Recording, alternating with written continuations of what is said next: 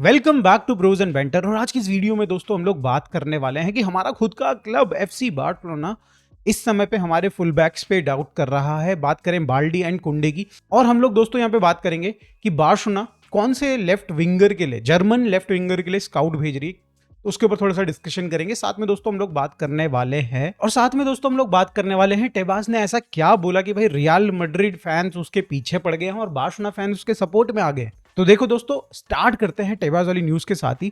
अब देखो, टेबाज ने कल एक इंटरव्यू दिया, और ये इंटरव्यू रिलेटेड था कि रियल मैड्रिड ने एनएफएल का गेम, जो अमेरिका का वो फुटबॉल होता है ना जिसको हाथ में लेके दौड़ते हैं, उसको फुटबॉल बोलते हैं बाय द वे, ठीक है। तो वो बेसिकली कल उन्होंने ऑर्गेनाइज करवाया अपने यहाँ पे, थोड़े बहुत पैसे भी कमाए होंगे डेफिनेटली। यहाँ पे मैड्रिड ने थोड़ा लाइमलाइट मिला, यहाँ पे मैड्रिड को थोड़ा एक्सपोजर मिला, मैड्रिड के फुटबॉल को एज वेल एज एनएफएल को भी एक्सपोजर मिला स्पेन में। तो ये चीज भाई यहाँ पे टेबास को बिल्कुल पसंद नहीं आई, बिकॉज भाई यहाँ पे मैड्रिड वो क्लब था जिसने भाई यहाँ पे टेबास का जो डिसीजन था, अपना लालिगा का football match between Barca and यहाँ पे आपका वियर रियाल जो मियामी में खेले जाने वाला था, भाई उसके अगेंस्ट मैड्रिड एक कैंपेन चलाई थी।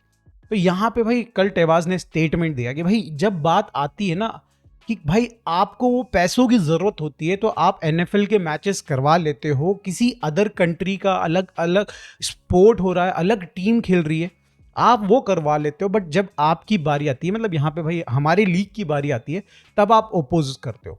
तो यहाँ पे भाई एक इस तरीके की स्टेटमेंट आई, बड़ी ही जबरदस्त। मतलब टेबाज ने यहाँ पे भाई टांग खिंचाई करी है लिटरली रियल मैड्रिड की। एंड काफी सारे यहाँ पे रियल मैड्रिड फैंस और पर्टिकुलरली फुटबॉल जो स्पेन में देखते हैं वो काफी ना खुश है इस समय पे जो टेबास की स्टेटमेंट आई है। पर्सनली भाई मेरा ओपिनियन ये है कि भाई साफ सीधी सी बात है कि ये डेफिनेटली एनएफएल में भाई ये जो कॉन्ट्रैक्ट होता है ना, सीजन के स्टार्टिंग में ही साइन कर लिया जाता है बाय ऑल द टीम्स कि भाई एक टीम शायद से यहाँ पे बाहर जाके खेलेगी, जो कि लालिगा में नहीं हुआ था दोस्तों। लालिगा में किसी अदर टीम्स की परमिशन नहीं ली थी, साथ में भाई प्लेयर्स की परमिशन नहीं ली थी। तो ये एक डेफिनेटली गलती जरूर है लालिगा की। बट देन भाई अगर आप भाई ओवरऑल अगर दोनों चीजों को कंपैरिजन करते हो, तो जो चीज लालिगा ट्राई कर रही थी वही चीज एनएफएल ने ट्राई किया। जहां पे भाई रियल मैड्रिड ने सपोर्ट किया एनएफएल का, उनको भाई ऑर्गेनाइज करने दिया अपने यहाँ पे इवेंट, कुछ पैसे भी कमाए इसमें। यहाँ पे उन्होंने लालिगा को ये चीज करने नहीं दी भाई, उन्होंने ऑपोजिशन किया भाई, बहुत ही तगड़ा कैंपेन चलाया। तो भाई यहाँ पे डेफिनेटली भाई मेरे को ये लगता है कि भाई यहाँ पे डबल फेस यहाँ पे भाई डेफिनेटली यहाँ पे रियल मैड्रिड का दिख रहा है। एट द सेम टाइम भाई लालिगा की भी बेवकूफ़ी है। अब मूव ऑन करते हैं भाई अगली अपडेट की तरफ, जो कि आ रही है यहाँ पे जावी एक्सपर्ट से रिलेटेड। अब देखो दोस्तों, जावी एक्सपर्ट अभी आई थिंक अंडर 21 की जो नेशनल टीम है उस ड्यूटी पे गए थे, वहाँ पे मैच खेलने गए थे, और उनको हो गई है इंजरी। 2 महीने के लिए वो बाहर हो चुके हैं। एंड अगर आप भाई कहीं ना कहीं अगर उनका जो एक प्रोग्रेस चार्ट अगर आप देखो ना, तो भाई वो रेगुलरली टीम के साथ, मतलब सीनियर टीम के साथ प्रैक्टिस कर रहे थे, ट्रेनिंग कर रहे थे।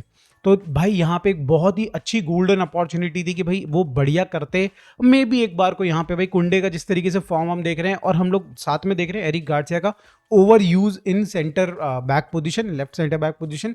तो यहाँ पे एक चांस लग रहा था कि भाई जावी एस्पार्ट को शायद से हांसी फ्लिक थोड़ा सा चांस दे दे। तो मुझे पर्सनली लगता है कि भाई एक बहुत ही गोल्डन अपॉर्चुनिटी मिस हो गई है। बट देन भाई ये सब चीज़ें तो लगी रहती, फुटबॉल है, इंजरीज लगी रहेंगी।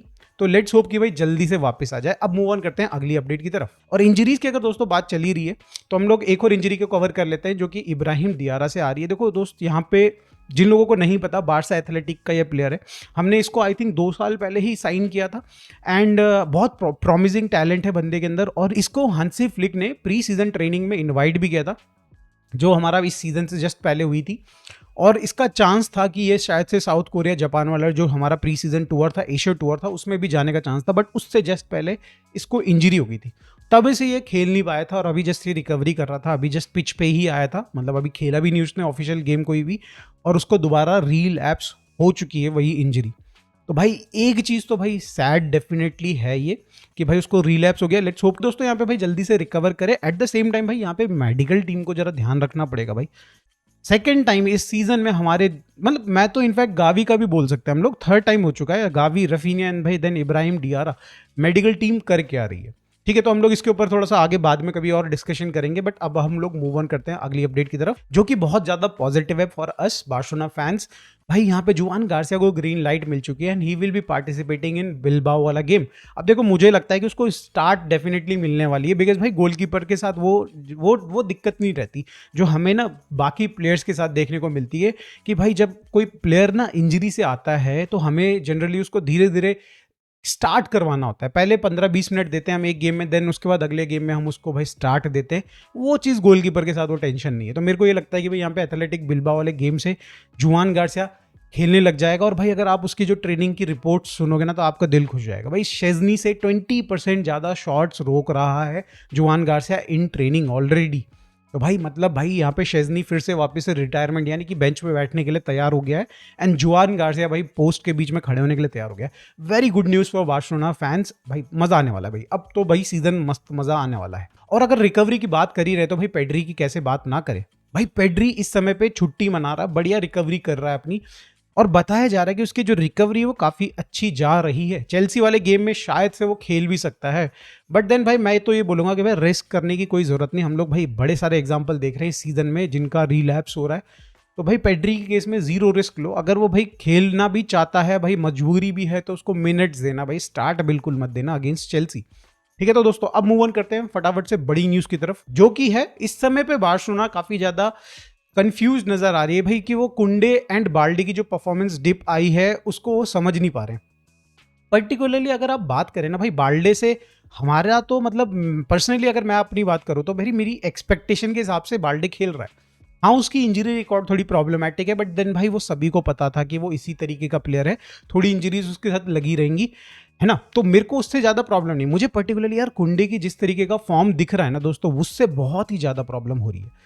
भाई वो कितना ज्यादा उसका डिप आया है आपको पता नहीं है। आप मतलब ऑब्वियसली जो बारसा फैंस है उनको तो पता होगा, बट अदर देन दैट भाई आई थिंक काफी लोगों को नहीं अंदाजा है कि भाई कुंडे किस लेवल पे खेल सकता है। He is very good right back. अगर आप बात करें भाई फिजिकलिटी की, आप बात करें डिफेंडिंग की, तो भाई बहुत ही बढ़िया बंदा है। ऑफेंसिवली थोड़ा सा डेफिनेटली यार वो थोड़ा वीक है, बट वो सारी चीज़ें आप फैक्टर इन कर लेते हो जब भाई आप उसको overall as a right back use करते हो तो। बट भाई इस समय पे ना तो डिफेंडिंग कर रहा है ना ऑफेंसिव वो ड्यूटीज अच्छे से कर पा रहा है। टचेज उसके खराब हो रखे, पासेस उसके खराब हो रखे। तो भाई ओवरऑल मुझे इस समय पे बहुत ज़्यादा डाउट हो रहा है कि हो क्या रहा है, what is going on in his mind. भाई मुझे समझ में नहीं आ रहा, और यही चीज़ यहाँ पे भाई बार्सिलोना को खल रही है। They are exploring right back options right now, and at the same time पे वो बाल्डे के लिए भी कहीं ना कहीं सब्स्टिट्यूट ढूंढ रहे हैं। अब देखो दोस्तों, यहाँ पे ना बाल्डे के लिए लेफ्ट बैक वाला बैकअप लाने की जरूरत क्या है, कई लोगों के दिमाग में चल रहा होगा।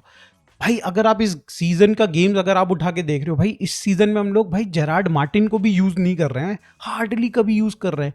हम लोग जोफ्री टोरेंट को हमने स्टार्टिंग के एक आधा मैच में कभी खिलाया था, उसके बाद हमने खिलाया ही नहीं। कि दैट टेल्स यू कि भाई यहाँ पे जो चीज आपका बाल्डे दे पा रहा है, जितना भी दे पा रहा है दोस्तों, बाकी दोनों प्लेयर्स नहीं दे पा रहे हैं। यहाँ पे भाई ट्रस्ट नहीं कर पा रहा हंसी फ्लिक उन दोनों प्लेयर्स पे।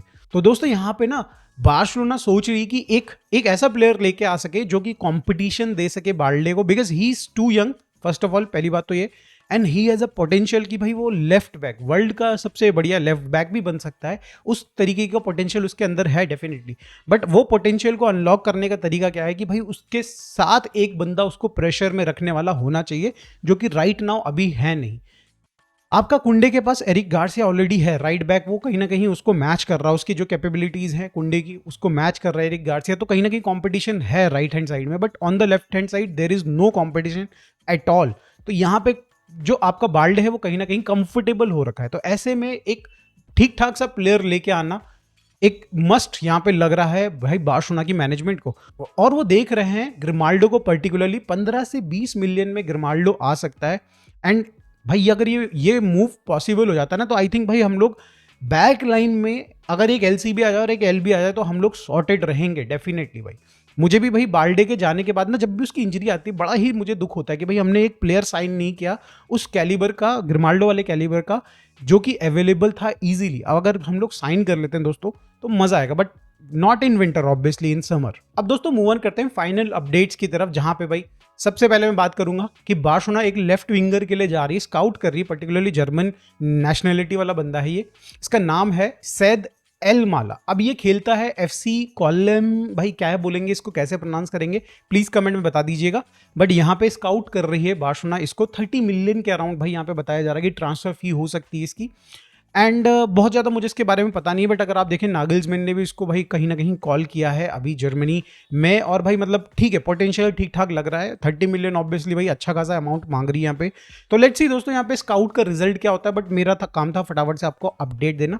और ऐसी एक और अपडेट आ रही है दोस्तों, यहाँ पे बताया जा रहा है FF पोलो जानने मानने बारसा रिलेटेड जो थोड़ा अच्छी न्यूज़ और थोड़ी एक्यूरेट न्यूज़ यहाँ पे बताते हैं, वो बता रहे हैं कि भाई यहाँ पे येलो कलर की हमारी अवे किट होने वाली है नेक्स्ट सीजन में। तो दैट मीन्स कि भाई जितनी भी अभी तक फोटोज हमने देखी थी वो 3 different home away and then भाई थर्ड किट की हमने फोटो देखी थी, भाई कंप्लीटली रॉन्ग, भाई कंप्लीटली रॉन्ग। बिकॉज भाई यहाँ पे FF पोलो अगर कुछ बोल रहा है तो भाई उसमें मैं बोलता हूँ कि 70 to 80% सच्चाई हो सकती है।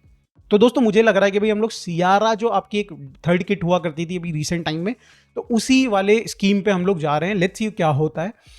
एंड फाइनली दोस्तों कैंप न्यू से रिलेटेड अभी इस समय पे तो कोई अपडेट आया नहीं है, बट अगर जैसी ही कुछ भी अपडेट आता है या तो मैं भाई लाइव करूंगा, अगर भाई हम लोगों को भाई सर्टिफिकेट मिल जाता है और भाई बारसा अनाउंस करती है एथलेटिक बिल्बाओ वाला जो गेम है वो हम लोग भाई कैंप न्यू में खेलने वाले हैं, तो डेफिनेटली या तो मैं लाइव आ जाऊंगा या तो वीडियो बनाऊंगा, ठीक है।